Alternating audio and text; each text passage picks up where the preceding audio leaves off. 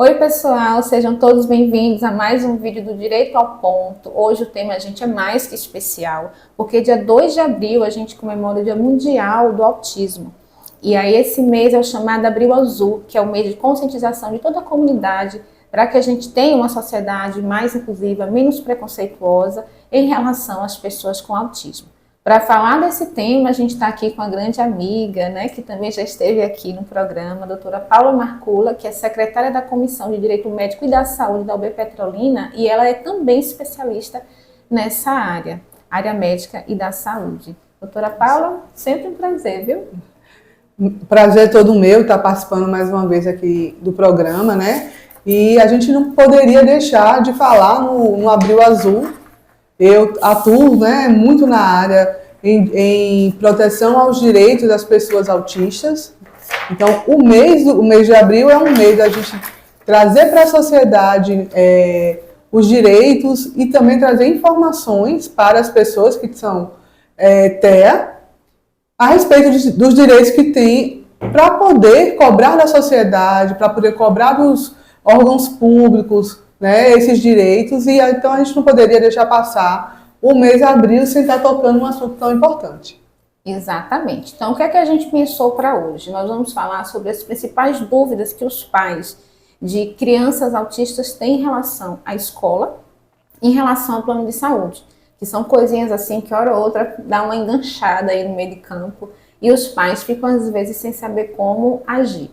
Então, a gente vai começar falando, doutora, primeiro das escolas, né? Certo. Aquela pergunta que para algumas pessoas pode parecer até já clichê ou comum, mas eu tenho certeza que muita gente não sabe ainda da resposta dessa pergunta, que é: a escola, ela pode rejeitar a matrícula de um aluno autista? E quando eu falo rejeitar, doutora, eu chamo a atenção, gente, não é para aquele não claro. Ah, eu não quero seu filho aqui, eu não aceito porque ele é autista. Não, é aquela conversa mole, né? Aquela coisa bem assim dissimulada, bem discreta, mas que o pai já percebe, ou a mãe, que é porque o menino é autista. Então, a escola pode fazer isso, doutora? Trazendo essa última fala sua a respeito de uma negativa, né, não direta, mas é de certa forma uma negativa tácita, né? A gente diz que se passou por um prazo razoável e essa escola não trouxe uma resposta, ou que sim ou que não, está negando de alguma forma. Então, assim, muitos pais, na realidade, no dia a dia, eles não percebem que está recebendo uma negativa. Tenta matricular o filho, a escola coloca alguma dificuldade, ou então recebe os documentos, como já tive cliente que a escola recebeu os documentos, contudo, não deu nenhum retorno para a família, né? Isso também é uma negativa. Então, assim, a escola não pode. E isso é discriminar essa criança autista. Então, eles não podem, em hipótese nenhuma, negar uma matrícula por conta, né, dessa deficiência dessa criança. Então, hoje, o autismo ele já é entendido como deficiência, ele é equiparado judicialmente, né, como deficiência, então tem as mesmas garantias e os mesmos direitos. Então, na situação dessa, a família pode até abrir um boletim de ocorrência, né, a respeito dessa negativa, porque essa criança está sendo discriminada. Então, buscando, né, os direitos, não só na área penal, porque você vai fazer uma denúncia na delegacia mesmo, né, fazer um boletim de ocorrência, como também na área administrativa. Porque a escola não pode estar negando para essa criança um direito que é o direito à educação, né, que é um direito muito importante. Exatamente, de todos, nesse caso é o principal, né? Inclusive o ECA, né, protege a criança. Exatamente. Então, assim, não somente a lei Berenice Piana também, que traz a inclusão, a conscientização, né, dessa criança na escola, mas também é importante que essa criança tenha um ECA que protege ela, então ela não pode deixar de estudar. Tem um desenvolvimento pleno, integral, e esse desenvolvimento pleno, integral, passa pela escola, né? Com certeza. Doutora, e aí tem uma outra questão também. Muitas vezes, vamos dizer que Dona Maria foi matricular seu filho, uma criança autista de 7 anos, e a escola exigiu que ela pagasse um valor diferenciado, porque Joãozinho, que é o filho de Dona Maria, ele não consegue comer sozinho, ele tem um grau de autismo elevado. Então, ele vai precisar de um acompanhante para levá-lo ao banheiro, ajudá-lo nessas tarefas e também um profissional especializado para ajudá-lo em relação às atividades escolares. E aí a diretora veio pedindo que ela pagasse um valor adicional, porque a diretora ia ter que contratar profissionais para atender o filho dela. Pode isso, doutora? Não pode, né? As escolas, elas estão tendo que se adaptar a uma nova realidade. A gente sabe que, com o histórico, né, no passado, muitas crianças que tinham várias deficiências ficavam fora da escola, exatamente por conta desse tipo de suporte. Que as escolas exigiam que a família levasse um profissional para ficar com aquela criança. As famílias não tinham condição de ter alguém para estar dando esse suporte, então a escola simplesmente, né, não era que negasse a matrícula, mas a criança ficaria sem suporte. Então, muitas vezes a criança ficava sem estudar por conta disso. E hoje, as escolas precisam ter profissionais para estar dando esse suporte. Cada criança tem um nível de suporte diferenciado, então vai precisar de um acompanhante diferente, que seja o acompanhante terapêutico para estar na escola. Agora, isso daí, quem vai designar e ver a necessidade vai ser o médico especialista, ou neuropediatra, ou psiquiatra que está acompanhando, né, essa criança, vai poder dizer o nível de suporte que ela vai precisar. E também a própria escola, que precisa designar um profissional, né, da área de educação para estar adaptando as atividades, as provas, estar junto dessa criança também, dando outros suportes na sala de aula, porque o importante não é somente a criança estar presente na sala de aula, ela tem que sair dali, né, aprendendo como as outras crianças, mas vai ser no tempo dela e da forma dela. Então a escola não pode cobrar de forma nenhuma nenhum valor adicional. Uma questão que chegou até a mim em relação aos profissionais de educação. Porque os professores, por exemplo, das instituições públicas, né, estaduais e municipais, doutora, estão tendo dificuldades em lidar com as crianças autistas.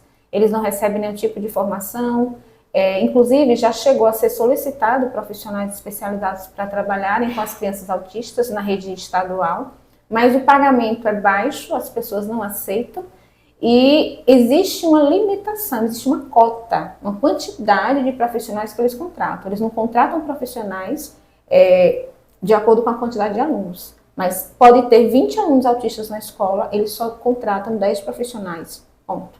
E aí, diante disso, como os professores eles podem estar se articulando junto até com os pais, não sei, ou os pais também que estão a par dessa realidade para tentar reverter esse quadro? Eu acho que é uma questão de política pública, né, de inclusão, que é importante se dizer, de estar viabilizando esses profissionais. Porque, assim, a escola não vai poder dizer assim, olha, por exemplo, não, nessa sala eu vou só colocar 2 acompanhantes, ou 2 terapeutas acompanhando os alunos. Só vou colocar 2, então só posso ter, sei lá, 4 alunos autistas na sala. Eles não podem limitar o número de crianças em sala de aula. Então, eles precisam estar contratando profissionais que deem o suporte necessário para essas crianças.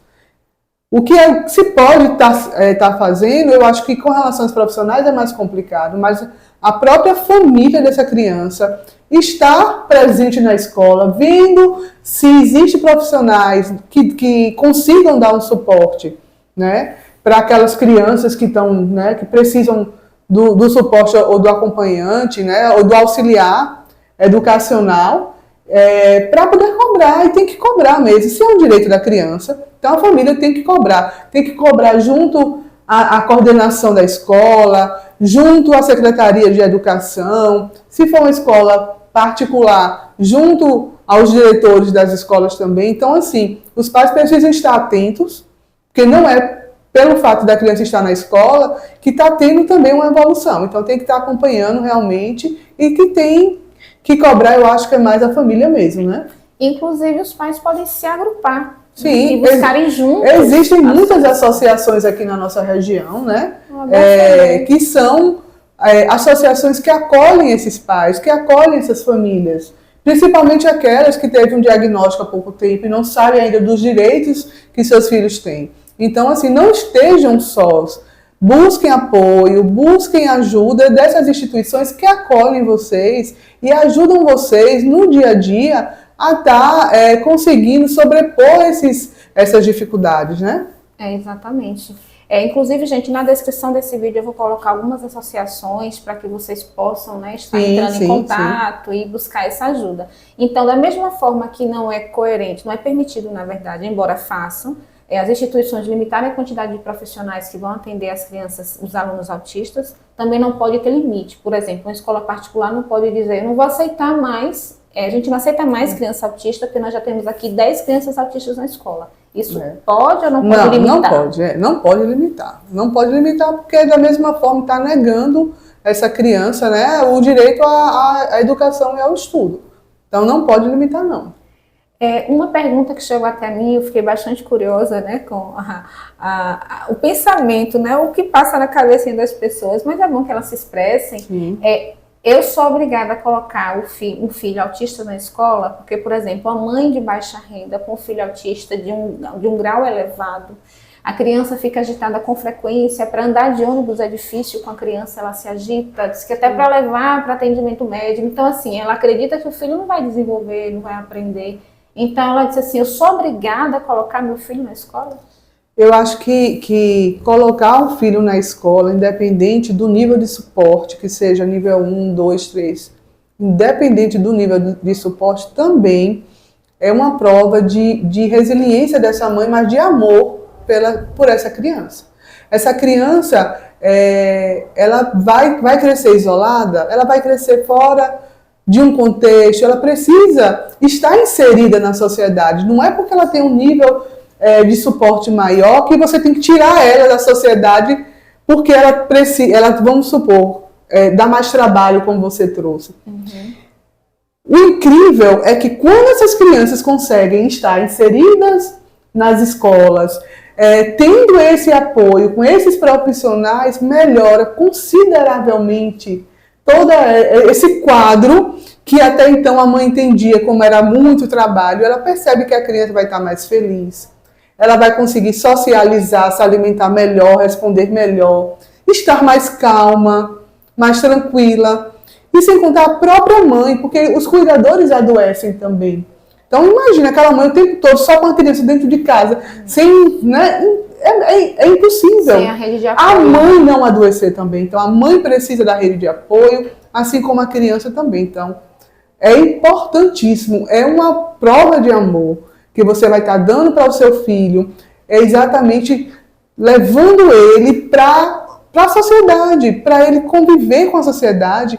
E a gente tem que entender que tem que existir esse acolhimento, né? É importante que a sociedade entenda que precisa acolher e também ter a conscientização de que aquela criança precisa de amor. Então, eu acho que é uma prova de amor na realidade, né? A mãe que consegue, como vocês, que pega um ônibus e vai e leva para uma terapia e leva para a escola. Muitas deixam de trabalhar muito por conta disso, então tem alguns benefícios previdenciários, ou melhor, assistenciais, e que pode estar contribuindo para que essa mãe possa ter, né, mais tempo para estar dedicando a essa criança. E ela vai também conhecer outros amores, né? Os coleguinhas vão aprender a se amarem, né? Conviver com o diferente.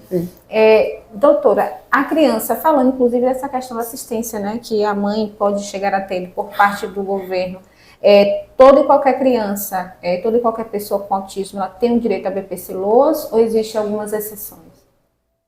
Como eu já disse anteriormente, o autismo, hoje, juridicamente, ele é equiparado à deficiência. Então, todas as garantias jurídicas que os deficientes têm, hoje os autistas também conquistou. Então, não é simplesmente um CID de autismo que vai dar, né, o direito a um benefício assistencial, que a gente conhece hoje como BPC, BPC-LOAS, né? O que daria esse direito é que essa criança ou essa família se enquadre nos pré-requisitos, né, para o benefício. Como é um benefício assistencial, então essa mãe ela não essa criança, no caso, porque o benefício é para a criança, né?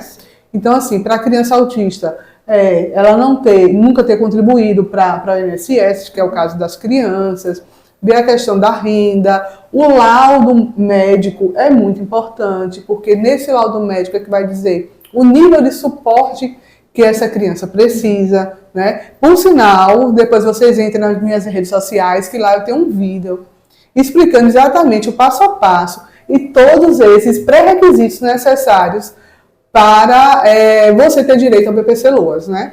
E, por sinal, tem um outro vídeo lá também que eu falo que não desistam. Muitas famílias, muitas mães dão entrada, tem o benefício negado, às vezes foi um erro, uma coisa simples de se resolver, né? Então, assim, não desistam, não. É um direito, e se realmente for de direito, busquem esse direito, porque é uma forma de vocês estarem, tendo uma garantia financeira, né? Para que vocês possam estar se dedicando de mais tempo para aquela criança que precisa, né, de um suporte maior. Dando uma melhor assistência. Sim, né? sim, uma qualidade, para essa criança ter uma qualidade de vida, né? Vou deixar também na descrição do vídeo o Instagram da doutora, que vocês Sim. podem lá ver esse e outros vídeos que a doutora posta lá para vocês. Doutora, outra informação que também gera muita dúvida, né, comentários, os pais de criança autista têm direito a desconto na conta de luz? Olha só, quando a gente toca a respeito de isenções fiscais ou que sejam de imposto de renda, muitas vezes também as pessoas perguntam, alguns estados, né, e alguns municípios, porque depende da tributação, se é uma tributação estadual ou uma tributação municipal, conseguem desconto sim. Então, vocês precisam ver no estado de vocês o que é que eles exigem, porque às vezes eles exigem, além de um CID desse, eles podem exigir também a questão financeira, de ser de baixa renda, ter CAD único. Então, é preciso ver o que é que cada estado ou que cada município, né, eles têm de pré-requisito, mas a maioria dos estados, sim, eles dão descontos, né, na conta de energia e outros descontos também, IPTU, então é bom verificar no estado de vocês. IPVA, provavelmente, não é? Já IPVA, compra de automóvel, né? Adaptado, com desconto bem considerável. Então, assim, mas como eu disse, tudo depende da realidade do caso concreto, né? Do suporte que essa criança precisa, né? De como está a evolução dessa doença, para a gente poder realmente, né, dizer que tem esse direito. Direito tem, a grande maioria dos estados dão, mas precisa ter, né, verificar os pré-requisitos para poder ter acesso. Geralmente baixa renda, né? A questão da compra do carro, pessoal, salvo engano, inclusive eu vou depois trazer essa informação em detalhes para vocês, a criança, por ela ser autista, independente da renda, ela tem esse direito a ter o desconto, sim, porque entra como uma deficiência. Sim, exatamente. E é por estado, porque também o que acontece? Existem os impostos que são estaduais, então cada estado também tem a lista de carros que eles dão desconto, não é qualquer carro. A lista dos carros, o carro tem que ser carro novo, aí assim, a criança não dirige, é o pai que dirige, você tem que cadastrar o condutor. Então, assim, tem uma burocracia, mas com certeza, conseguindo comprovar tudo isso, consegue comprar um carro zero, dentro da lista que o Estado preconiza, né, com desconto até de 30%. Exatamente. Então, é uma notícia boa, né, para vocês. E aí, a gente partindo agora para as dúvidas em relação ao plano de saúde também, que chove dúvida, gente, em relação ao direito do autista frente aos planos de saúde. Como resolver, doutora, as negativas do plano em relação à criança com autismo? Limitando sessões, por exemplo? Né? E acontece não só em relação a crianças autistas, viu, gente? O plano de saúde às vezes quer limitar a sessão para tudo, de fisioterapia, de um braço, enfim, sempre acontece. E também a questão de liberar os tratamentos, né, os demais tratamentos. Como o pai, né, o responsável de uma criança autista, uma pessoa com autista, às vezes um adolescente, ele pode estar resolvendo isso. Hoje, os planos de saúde, eles estão, eu acho que todos estão acompanhando, né? Muito cancelamento do plano de saúde. Então, a negativa é o mínimo que a gente esteja vendo. Muitas crianças em pleno tratamento, não só de autismo, como de outras doenças, né? Eles cancelam. A gente chama cancelamento unilateral. Então, precisa ver por que foi, qual foi a justificativa, por que foi que cancelou. Então, isso é importante saber. Então, se você teve seu plano de saúde cancelado, primeira coisa, busque saber por que foi cancelado. Porque se foi um cancelamento abusivo, você tem como estar revertendo isso judicialmente, tá? E com relação às negativas, quem determina o tratamento dessa criança não é o plano de saúde, não.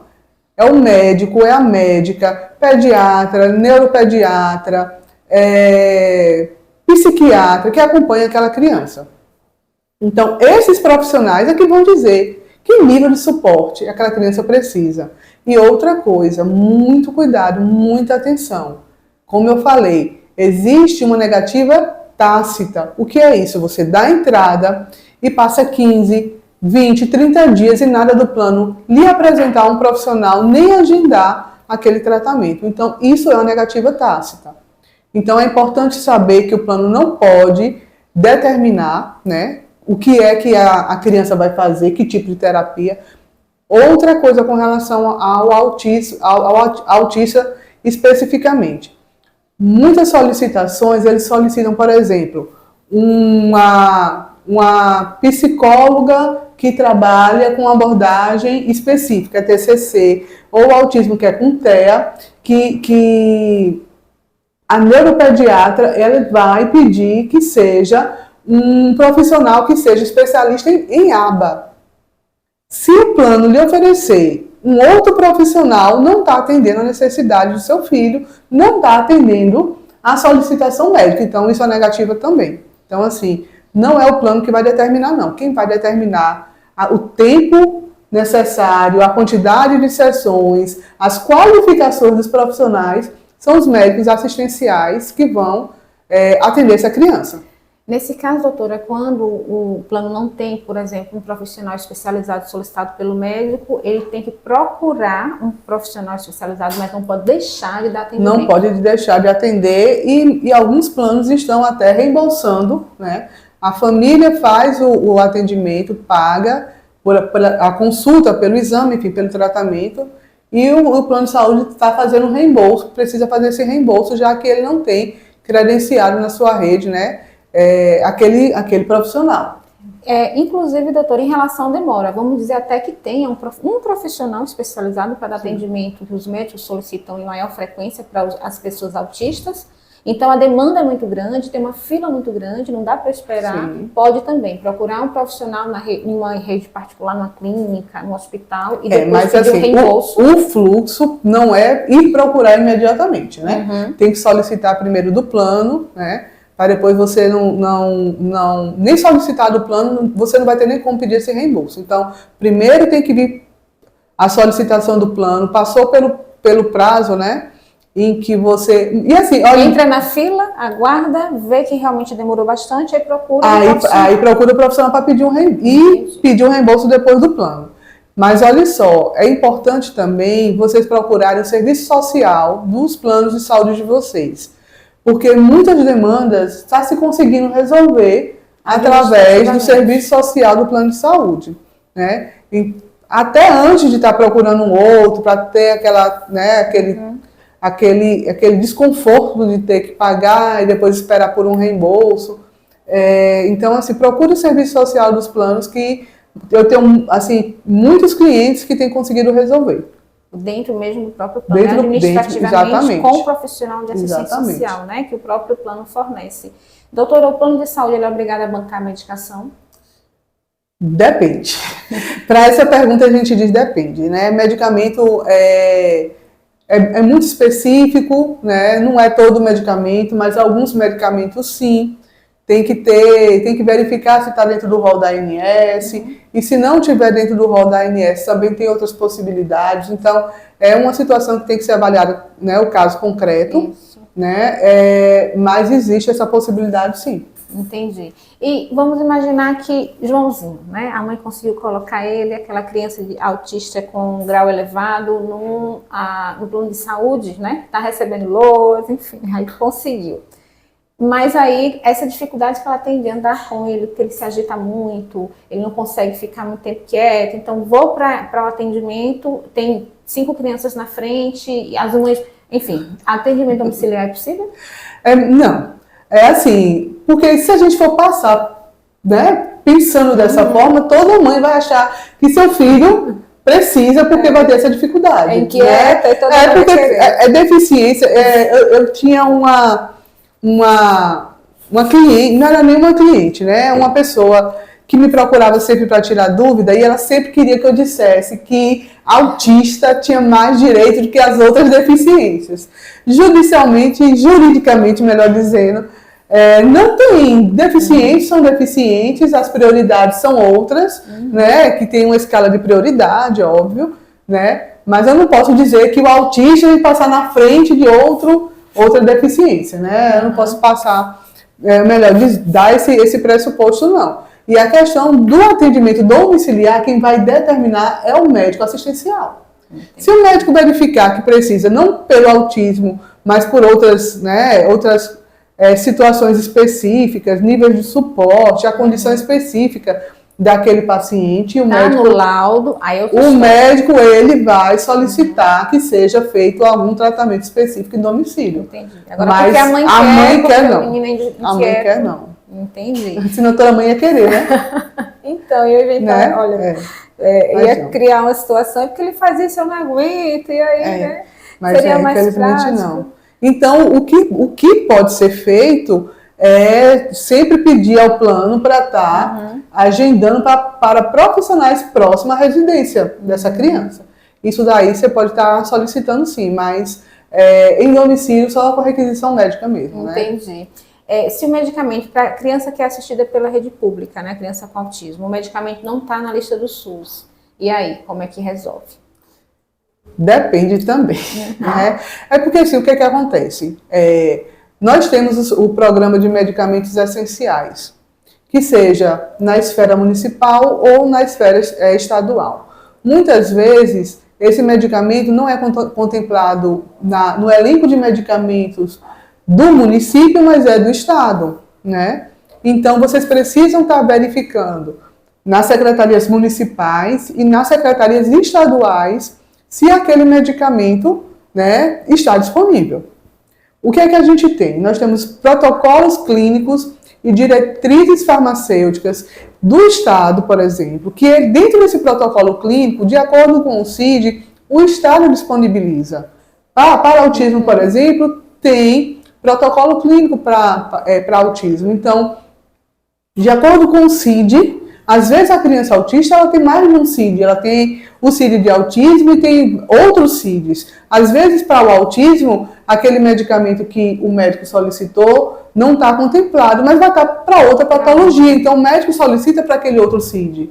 Entendi. E aí ele consegue também. Então, assim, hoje eu diria que 90% dos tratamentos são contemplados ou pelo município ou pela rede estadual. Né? Então, essa dificuldade, às vezes, até a falta de informação da família com relação aos direitos, né, que vai ter ou pelo estado ou pelo município. Então, tem dificuldade, procura lá o médico novamente, pede informação, procura a assistente social lá. Eu acho melhor procurar a própria secretaria, né, de saúde. Ou municipal, ou algum órgão do estado de onde vocês estão, né? Para estar... aqui na região, por exemplo, a gente tem a GERES, que é, né, em Petrolina, e em Juazeiro tem o Núcleo Regional de Saúde, que era a antiga DIRES, que são, né, as unidades onde tem os programas de farmácia, Pernambuco aqui, e também o programa de assistência farmacêutica pelo estado da Bahia. Então, aqueles medicamentos que são ditos medicamentos de alto custo, né, eles são disponibilizados pelo estado também. Ótimo, ótima notícia. Doutora, para a gente finalizar, a gente curte, compartilha essa informação. Existem muitos pais, né, muitos familiares e até colegas também que podem ver essa informação e ajudar aquela pessoa com autismo, né, para encaminhar para a família que tem criança autista, enfim. O pai e a mãe que tem filho autista tem direito à redução de carga horária de trabalho, né, a jornada de trabalho, mas tem os requisitos, né? Exatamente. Mas aquele que tem direito, isso vai implicar em redução salarial? Então, esses requisitos é exatamente para ter redução, né, salarial ou não. Hoje só é garantido sem redução salarial para os concursados, como a gente chama, né, os estatutários federais, né? Porque o empregado que é CLT, que tem carteira assinada, a empresa não é obrigada a reduzir a carga horária sem a redução salarial. Então, geralmente as empresas, né, não vai demitir, dá a redução da carga horária, mas também tem a redução salarial.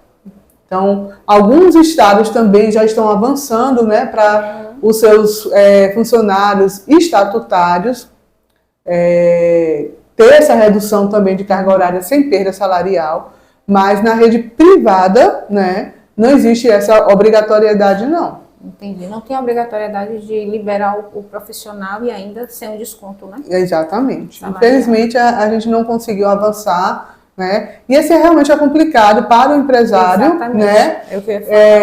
Manter aquele profissional com redução de carga horária, a depender também do serviço. Às vezes tem uma sensibilização, né, do empresário a respeito da situação, de sair mais em dias específicos, não ser todos os dias, enfim. Eu acho que tudo isso tem que ser conversado para estar juntos, né, e em comum acordo ver o que seria melhor para todo mundo. Exatamente. Né? Pode chegar uma decisão positiva para os dois lados. Exatamente, exatamente. Porque tem alguns trabalhadores que têm uma função muito específica que precisa ser presencial, não tem como você delegar nem fazer de outra forma. Então, quando você tira aquele profissional, o empresário, muitas vezes, quem está na rede privada, ele vai ter que contratar outra pessoa para substituir. Então, para ele contratar outra pessoa, além dele perder um funcionário, ele vai ter uma sobrecarga na folha dele, porque ele vai ter que pagar outra pessoa. Então, por isso não existe também essa obrigatoriedade. Entendi. É sensato, não deixa de ser, né? Gente, como é bom, né, falar com quem entende do assunto. Já vou aqui pensar um outro tema da área de saúde para ela voltar, viu? Obrigada, doutora. Eu é que agradeço, né? Sempre que eu posso, vou estar aqui, vou estar contribuindo, né, trazendo essas informações, tirando essas dúvidas. Eu também estou sempre disponível, pode me procurar nas redes sociais, tem o meu contato lá.